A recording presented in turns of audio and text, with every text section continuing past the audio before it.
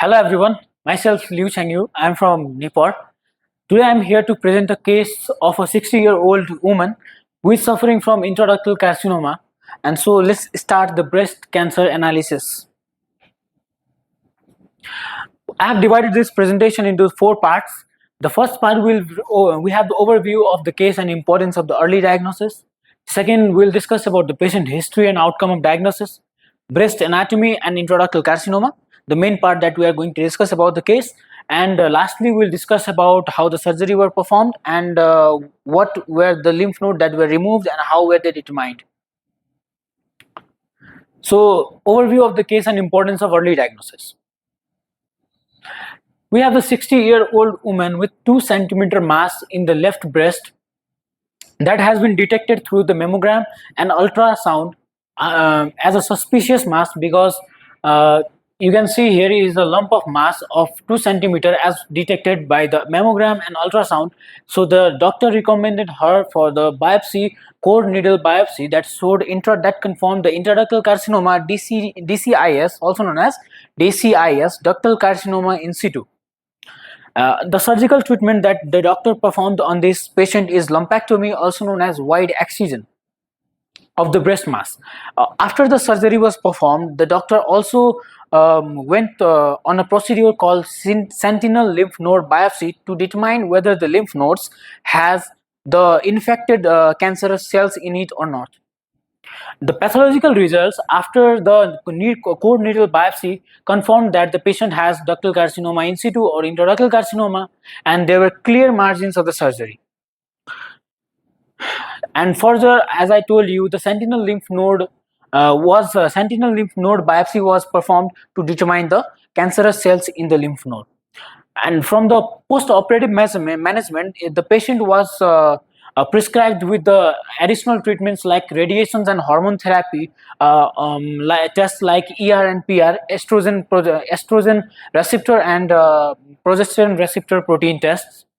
And prognosis, we can see here the outcomes may be very good or positive if the cancer is detected early. So the main point here, we can see that to reduce the chances of complexity in the breast cancer or any kinds of cancer, the patients should be early diagnosis, should be aware of the disease, and should gone for the regular checkups.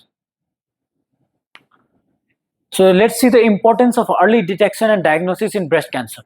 We can see here the early detection and diagnosis of breast cancers are the vital for improving the survival rates, to reduce the medical cost, to improve the survival rates, to reduce the medical cost, and to lower the health cost, addressing the healthcare disparities, so that there is no more complexities, because as the time goes on, the cancerous cells grows more and more complex. So it makes the cancer more vigorous and more dangerous for the patient.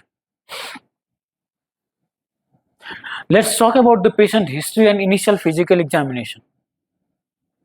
The name of the patient is Lisa. She is 60 years old, a female, and the chief complaint that she came to the doctor was a hard mass in the left breast.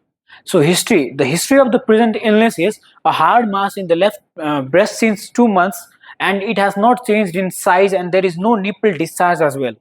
So the patient is completely all right, but only the complaint was a 2 centimeter, a lump of mass in her left breast since 2 months, and rest all other body was normal of the patient. And she also had a past medical history like hypertension, type 2 diabetes, and cholesterol that were controlled using the medications. And she was a non-smoker, because smoking plays a very great role, a vital role in women's breast cancer. So this was very important part to be asked to the patient, and hopefully she was a non-smoker, and that's a good part of this case. So in initial physical examination, these were the readings that were taken. You can see the blood pressure was normal, heart rate was normal, the temperature, she did not have any fever, and the BMI was normal. General appearance, we can see there was no any distress or any orientation in the breast. Both breasts look similar, and there were no any abnormalities. In the breast examination, the doctor found 2 centimeter immobile mass in the outer quadrant. There was no skin change and no nipple discharge, as I have said you earlier. And the problem was only in her left breast. The right breast was completely normal. So here is the outcome of physical diagnosis. After the doctor diagnosed her, the symmetry of the two breasts was completely fine. There were no skin changes. There were no discharges. And after the palpation was done, the patient was lied down, and left arm were raised, because we know that the lymph nodes, axillary lymph nodes that runs from the underarm, and another lymph node runs along with the clavicle and also through the sternum. So the patient was lied down with the left arm raised, and she was examined. She was examined in her breast, and the lymph nodes were also examined under the underarms. So, and it was found that there is no lumps in the nodes, and it was completely fine. The problem was only in her left breast with a hard mass. So for the doctor recommended her to go with the core needle biopsy, so it can be determined and confirmed whether she had DCIS, that is ductal carcinoma in situ, or not. So core needle biopsy, my friend will further continue. As the physician has already asked our patient to do the core needle biopsy, let's know about the core needle biopsy. Core needle biopsy is an invasive procedure in which a thick and hollow needle is used to remove the tissue samples from the breast and look it under to the microscope. In this, first of all, the patient is prepared.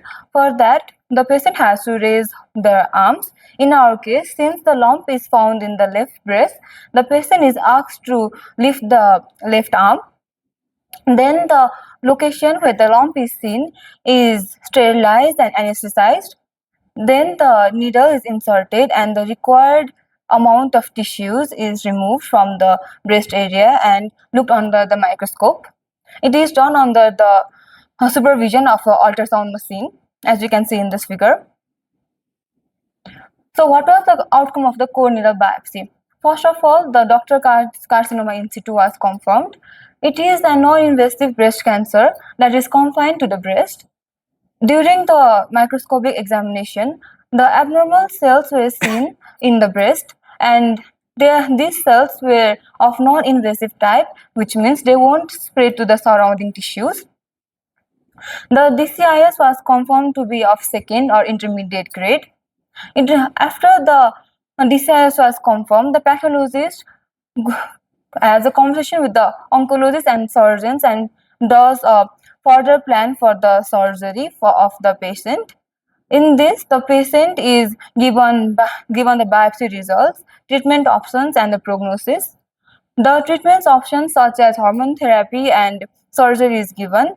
Surgery options like mastectomy and lumpectomy, which is also known as wide excision, is provided to our patient.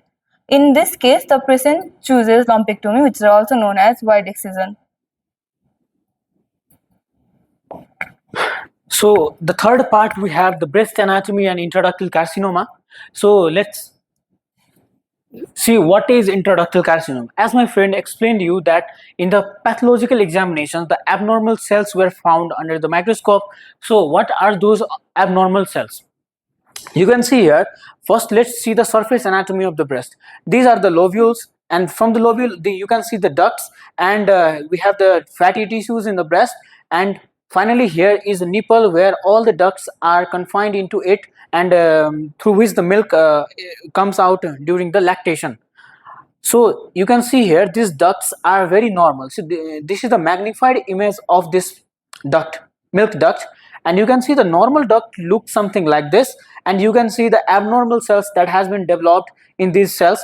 In the first stage, it is growing slowly. It is in the initial stage. You can see these are the abnormal cells confined within the duct. So this is non-invasive. This is non-invasive case, and in invasive case, these cells grows very large, in a very large number, and they comes out of the duct, and though in that case it is known as invasive. But in this case, we have only non-invasive cells, non-invasive case, that is abnormal cells developed within the duct.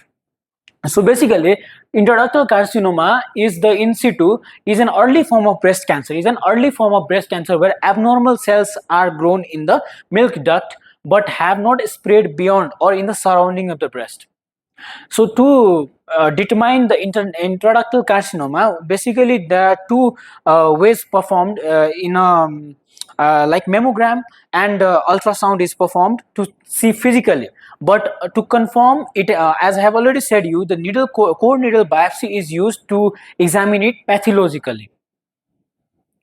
So understanding the type of DCIS, as I have shown you the abnormal cells in the previous slide, you can see here this is the non-invasive case where the abnormal cells are confined within the duct and it does not spread out of the duct, is non-invasive. Where in this case you can see the abnormal cells grown inside the milk duct has come out. It has grown in large number. There is a lot of changes in the normal cells. It looks very different than the normal cells. So it is the invasive case.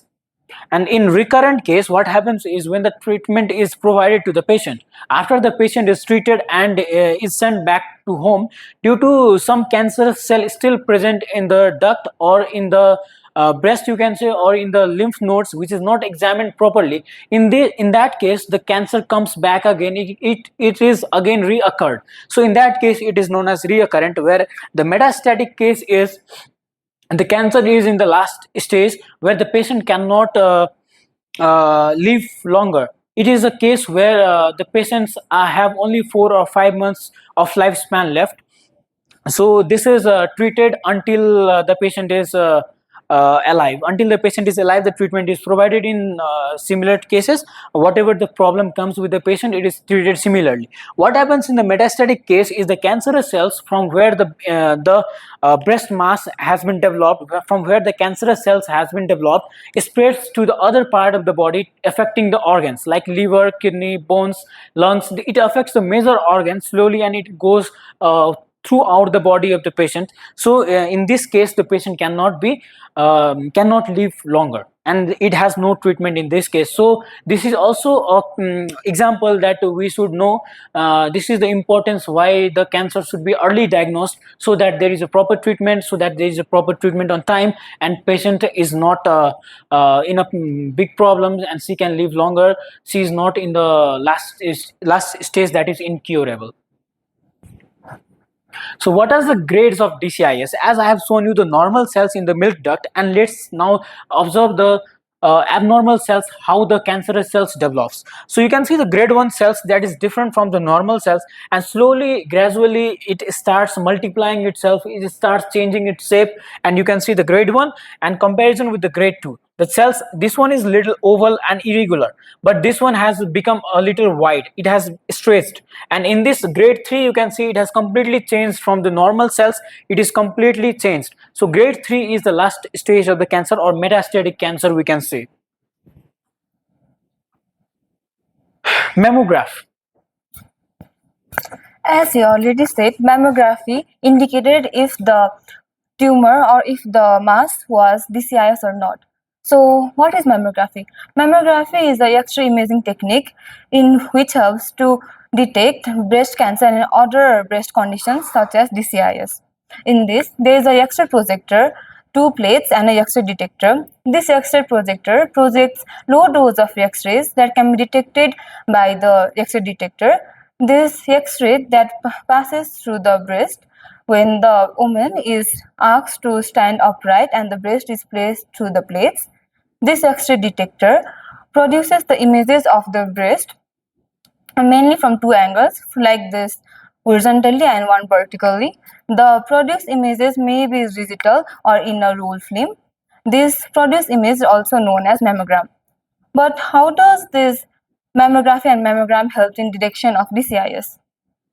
As you can see, in a normal mammogram, the fat, which are low density cells, appear black, but in cancer cells, there is a mass which is white in color, and in female breast where there is DCIS, we can see small white dots which are calcium depositions.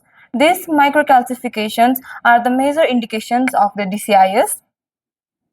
And after the radiologist sees these kinds of microcalcifications in the mammograms, the patient is asked to do biopsy. In our case, core needle biopsy is done by the patient. So what is the incident rate of breast cancer? As you know, breast cancer is the most commonly diagnosed cancer in females. Approximately 46 new cases per 10,000 women are recorded annually. So what are the risk factors that come under breast cancer? The risk factors include the age, family history, genetic mutations, reproductive factors, hormone therapy, and lifestyle factors such as alcohol consumption, obesity, and smoking. So let's learn about the anatomy of the breast. Breast is a glandular organ that is located in the superior compartment of a pectoral region in front of the pectoralis minor muscle. It extends from the second rib to the sixth rib vertically, and horizontally it extends from the sternum to the mid-axillary line. It is mainly made up of mammary glands, ducts, and connective tissue. This breast is a very important structure as it functions for milk production during lactation after childbirth. So, what is the location of the breast? It lies in the deep fascia of pectoralis major muscle, and the breasts are separated by the retromammary space, which helps in the movement of the breast. The mammary glands, which are seen in the breast, are modified sweat glands, which are found in the superficial fascia. It is located in front of this pectoral muscle. There are up to 18 to 20 lactiferous ducts per breast, which opens via nipples, which is surrounded by the areola.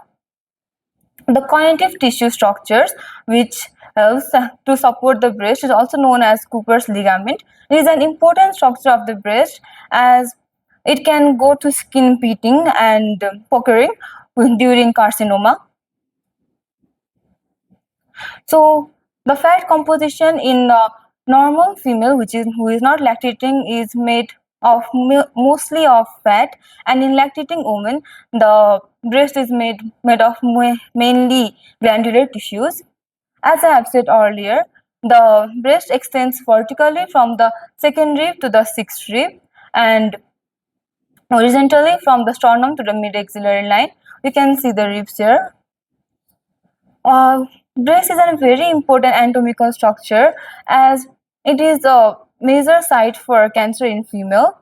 Even though it is rudimentary in male, the self-examination of breast is very important as it helps in the detection and management of breast conditions including carcinoma. So let's look at the blood vessel that supply the breast. As breast lies in the thoracic wall and in the upper limb region, it is supplied by various blood vessels.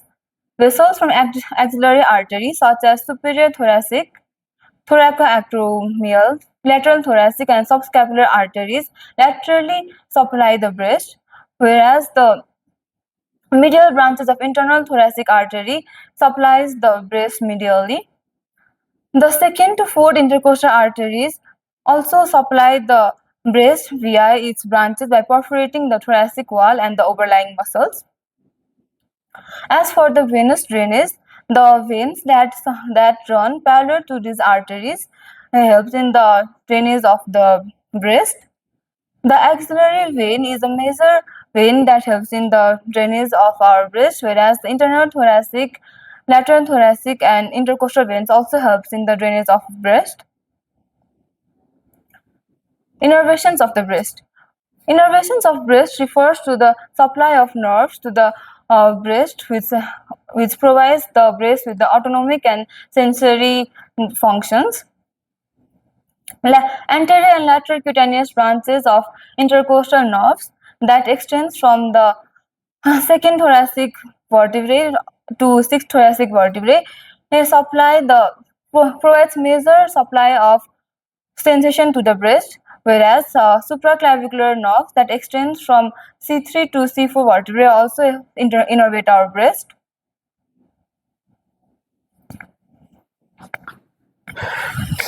So we have the last part here, affected lymph nodes and surgery. So let's observe which lymph nodes were affected in this patient and how was the surgery done. So we have basically studied about the three kinds of lymph nodes in Gray's Anatomy in our class, And here are the the main lymph node that drains the breast is 70 to 75% is the axillary lymph node. Second one is the internal mammary or paraesternal lymph node and subscapular lymph node. And let us know more three kinds of lymph node that are present in the breast, and they are the interpectoral or rotor's lymph node, subclavian lymph node, and infraclavicular lymph node. So let's discuss about those three kinds of lymph node. These are the axillary, internal mammary, paraesternal, and the subscapular lymph node. What axillary lymph node does is draining the breast, which are divided into the three levels. So axillary lymph nodes are divided into the three levels, and what is the major part that divides it into three levels? We'll discuss it into the another slide. So for now, I will tell you that the axillary lymph node is divided into three levels: level 1, level 2, and level 3. And another one, we have the internal mammary vessels near the sternum that receives drainage from the medial portion of the breast. So internal mammary or paraesternal lymph node receives drainage from the medial portion of the breast, and the subscapular lymph node is present near the clavicle, near the neck that receives that indicate more advanced spread of breast cancers when involved. So when there is an advanced stage of breast cancers in any female, then the subscapular lymph node are involved in that. We can also see here in the picture that the subclavicular node, that is axillary level 3 node, it is also known as axillary level 3 node, is present near the clavicle, and the interpectoral nodes are present along with the sternum. And here you can see that these axillary vein nodes, that is level 1 nodes, are present under the armpit. You can say that under the armpit from the breast. So let's see how the intraductal carcinoma surgical procedure was done. So as I said you earlier, the doctor gave the patient with the two options, that is lumpectomy and mastectomy. So the patient choose the lumpectomy, that is wide local excision, also known as wide local excision. So what happens in this case is, in lumpectomy, only the affected part or the lump of mass that is present in the breast along with the surrounding tissues are removed, where in the mastectomy the complete breast removal is done. So the patient chose with the lumpectomy. So during this surgery, the incision was made on the left breast, where the mass was found with the help of the mammograph and ultrasound observation. So doctor determined where is the location, and the surgical margins were made on that location, and the lymph along with the mass, some of the breast mass was also removed. And at last, before closing the incision made, the doctor also performed the sentinel lymph node biopsy, which was done in this case to determine whether the cancerous cell from that lump of mass has been spread into the lymph nodes or not. So for that, to observe that, we cannot remove any part from our body without an examination, without knowing that it is affected or not. So to examine whether the lymph nodes were affected, sentinel lymph node biopsy was done. And how is it done, we'll see in the next slide. But in this patient, sentinel lymph node biopsy was performed to determine whether the lymph node is affected or not. And in this case, the first level 1 axillary lymph nodes were removed for the examination, pathological examination, that are sent to the labs, and it is observed under the microscope whether it has the cancerous cells or not. And in case if there is any cancerous cells present in the nodes, further doctor recommend the patient for the therapies like radiation therapy or hormonal therapy to prevent the reoccurrence of the cancer, or the surgery is again performed to remove the lymph node that is affected. Because the sentinel lymph node is the first node.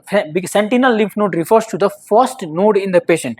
Sentinel lymph node biopsy, after the sentinel lymph node biopsy, what we know is the axillary lymph node was removed. So the whole axillary lymph node is not removed, only the first node. Actually, sentinel lymph node means the first node that is affected, the very first node that is affected is the sentinel lymph node, that is sent to the pathological examination for the observation whether it has the cancerous cell or not. And after that, it is decided whether to remove the another node, which nodes to be removed or not, or whether the patient can be cured using the hormone therapies or the radiation therapies. So here the anatomical structure that defines the lymph nodes in three different levels. The main, as I have said you, that main node that drains the breast 70 to 75% is the axillary node. So these are divided into the three levels: level 1, level 2 and level 3. And the main anatomical structure that defines the lymph node is the pectoralis minor muscles. That is the pectoralis minor muscles. The pectoralis minor muscle is the main structure that defines these nodes. So level 1 is also known as lower axillary nodes, level 2 is mid axillary, and level 3 is apical axillary node. So we can see that the level 1 means when there is at first there is a low axillary node, and below the lower axillary node there is mid axillary nodes, and after mid axillary node there is the apical axillary node which is present, and these all are the structure that is defined by the pectoralis minor muscles, not the major one, but pectoralis minor muscles determine these positions, these levels of the nodes. So why is the lymphatic ducts removed? So I've said you that the lymphatic ducts was removed in this case. So it can be two parts that we can see. We can understand this. Why is the lymphatic ducts removed? First thing is the lymphatic ducts are removed to for the examination, for the pathological examinations. In the the ducts are removed through the sentinel lymph node biopsy, and after that the ducts are sent for the pathological examination is the first use that the lymphatic ducts are removed. And in the second case we can understand this, that the lymphatic ducts are affected by the cancerous cells. So in that case the lymphatic ducts are removed for the risk management and for patient care. So what is blue dye? We have learned about the sentinel lymph node biopsy. In sentinel lymph node biopsy, I have said you that axillary node is removed. But how is that removed? How is that axillary node, or how is the lymphatic ducts identified in the patient? With the help of blue dye. With the help of blue dye. The blue dye is used in the breast surgery, especially in the procedures like sentinel lymph node biopsies, and duct excision to help identify and remove the breast tissues including the ducts. So how is blue dye used? The blue dye is injected into the nearby mass or where the tumor is present. From there are many lymphatic ducts present. So this blue dye travels along with the level 1. First of all, it travels along with the level 1 lymph nodes, level 1 lymph node to the sentinel lymph node or first lymph node. Here is the sentinel lymph node. You can see here is the first lymph node, that is the sentinel lymph node. It is highlighted over here. This is the first lymph node. This is the node. These are the nodes. These are the nodes. These are the nodes. So this one you can see it is the first one. So this is sentinel lymph node, and in this way the injected dye makes it look different than other nodes, so that it is easier to identify, and through this process the surgeons remove these lymph nodes. So which lymphatic duct is removed and why in this patient? So in this patient, the primary lymph node, level 1 axillary lymph nodes were removed for the pathological examinations. Through the by injecting the blue dye, it was identified and it was removed. In this patient, the primary lymph node or level 1 axillary lymph nodes were removed. In the conclusion, we can say that in this patient with a tumor of 2 centimeter mass in the left breast, it was determined by using the core needle biopsy. It was confirmed she has a tumor, and it was 2 centimeter was determined by the mammograph and ultrasound. After that the surgery was performed, the mass was removed, and along with some of the breast mass as well surrounding the tumor, and lymph node. After the lymph node biopsy, the level 1 axillary lymph nodes were removed for the pathological examination, and after the pathological examination it was determined that she has been affected with the cancerous cells in the lymph node as well. So the doctor suggested her for the hormone therapy and radiation therapy. In hormone therapy, also the pathological test shows that she has ER positive. As I have said you that estrogen and ER, PR. What is ER and PR? So ER means estrogen protein, protein and progesterone protein, ER and PR. So these are the proteins present in the nucleus of the milk duct, lining the milk duct. There is a lining in the milk duct. In that nucleus, these proteins are present. So in this patient, ER was positive, so in ER positive case, always estrogen level affects the cancer, affects the cell or influence the cells to grow abnormally. So she was recommended with the hormone therapy and radiation therapy to prevent the cancer to come back again, or to stop the reoccurrence of the cancer. So these are the statistics. We can see that the most death rate, we can see the death rate of the breast cancer in women. It is the most least in 20 to 34 age group is 1%, and you can see the most highest rate of death in the middle age, that is 65 to 74%, and it is a little lower at more than 84 age group, it is 17.4%. So these are the references that we have used, the Gray's Anatomy for students, AI, PubMed, CanHub, and for pictures we have used market.us data, and for the graphs. Thank you. This is all about our presentation, and hope you have understood about the intraductal carcinoma case of a 60-year-old woman, and how it was diagnosed, how it was treated, how the patient was referred, how the patient was given the prescription, was given the ideas what after the surgery should be done, what the radiation therapy and hormone therapy was recommended, so that the patient does not gets infected again after the surgery has been performed. Thank you.